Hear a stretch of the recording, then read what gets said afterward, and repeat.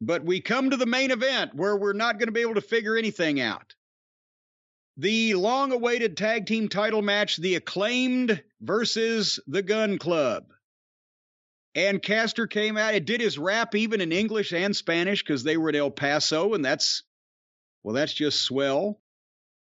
And I don't want to critique this match step for step because at the start, I wrote, okay, a lot of green here and no apparent leader. And we've talked about it. The Acclaimed got over big through circumstances, their own work, their personalities, etc. But they're not to a point where they're able to take care of themselves in the ring in a long competitive match yet without looking green unless they have good leaders, experienced veterans. And then the Guns are in the same position. We've talked about how much potential they have and how there's something there, but they're green, they're inexperienced. This is their first TV spot. They're still a little awkward. They're awkward puppies that haven't got their feet under them yet to become the fucking greyhounds they're going to become.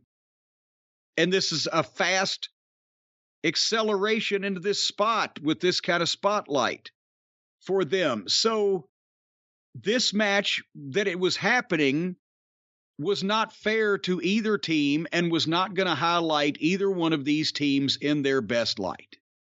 It just wasn't. So, and it's not their fault. And they worked their ass off and tried very hard, and they're very good for this level. But it brought up, this should have been on Ohio Valley Wrestling Television for the OVW Tag Team title on local TV in 3 markets. And then the same for guys that have been in the business between 6 months and 2 years. And then it would have gotten all kinds of praise. Actually, OVW's tag teams in the 2003-2005 era were farther ahead on basics at this point than any of these guys are, but it's not their fault because the OVW guys got more consistent training from a variety of people and also worked in front of an audience at least 3 or 4 days a week. So, unfortunately, as we mentioned earlier in the program, because the Acclaimed getting over on their own because the people were bored with the fucking rotten tag team booking and they liked the personalities and the rapping, etc. And the Guns have that heelish kind of charisma that they've got that they show, and they work hard with their bumps and everything. So the people put them in this position because of bad booking and no leadership at the top, and now they had to have a main event tag team title match on national television following, these people have seen a lot of tag team talent. But FTR's sitting at home waiting to get out of their contracts. The Buckaroos are playing with their friends. What tag teams are left in this company that's supposedly rich in great tag teams? They signed Mike Bennett and Matt Taven. We've yet to see them. If this had been Taven and Bennett against the Acclaimed, then the Acclaimed would have looked great. Or if this was FTR against the Guns would have looked great. But it was Acclaimed against the Guns, and they all looked like a bunch of fucking green thumbs. But anyway, they did the referee bump where one of the Guns pulled the referee in front of Bowens' elbow, and the referee did take a nice bump.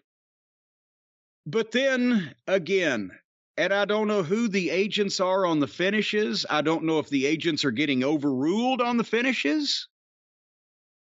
I'm mortified that anybody that would claim to have experience in wrestling approved this finish. Austin Gunn gave Bowens a hip toss or some kind of little slam, and Bowens laid there for 25 seconds while Austin went out and got the tag team belt, came back in, and stood there threatening to hit a man who was face down and not moving on the mat. If you have done something to where that the guy that you're wrestling is incapacitated, face down, on the mat, not moving, why did you have to go out and get the fucking belt? And why are you waiting for him to stand back up so you can hit him with it when you could just hit him when he's down? He's already unconscious. He's not going to fight back now. But Billy Gunn came out and helped Bowens up. And then Austin Gunn swung the belt, but Billy grabbed it and took it away and dropped it on the mat and told his son off and left. And then Colton, or didn't leave, he told his son off, but Colton, the other son, grabbed the belt and nailed his father, Billy, from behind.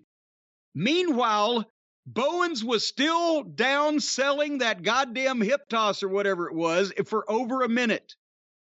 And then once they did the business with Billy, because that was their swerve, everybody thought, well, they're going to really fuck this up and Billy's going to turn and join his kids again. Well, he didn't do that. He just said he wasn't going to get involved. Then he came down and got involved, and then he was not a fucking factor. But then they got into a sloppy four-way, and Caster hit the elbow off the top and went out to pick up the referee's dead body, because the referee by that time had been out on the floor from one elbow strike for over 2 minutes, and no other referee had come in. Remember, I always say on referee bumps, your clock is ticking. You're at a heist movie. You're robbing a bank. That little counter in the fucking bottom of the corner of the screen before the fucking bomb goes off. Whatever. Boom, boom, boom. Get your shit done and get out. A new referee's going to be coming once they find out what's going on, or the old one's going to be getting up, or somebody else is going to be coming. So get your business done. No. He goes out. He rolls the referee's dead body in. The referee counts 2. The other gun outside pulled Bowens off the cover. And Bowens got up and fucking tried to do something about that. The other gun came. He rolled the gun up. The gun that he rolled up kicked him off. He did a 90-degree turn off the roll-up. And the other gun hit him and hit, again in quotation marks, with the belt in the head. But it looked like shit because he didn't hit him. And Bowens fell backwards and the other gun pinned him. And where did Billy go? He didn't come back till after the whole thing was over with. And then he was concerned.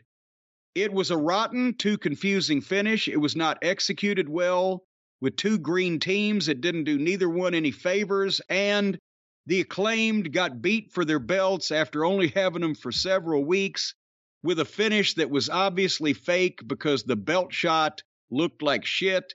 And everybody on this weekly program takes harder hits than that and kicks out at 1 if they're even covered. And the Acclaimed is now in trouble. Yeah, you're not even addressing what I think is one of the biggest issues, which is that this did no one any favors. This didn't do the Guns any favors with the AEW fans. No. Because it was doomed from the start. Because Tony let the people book this.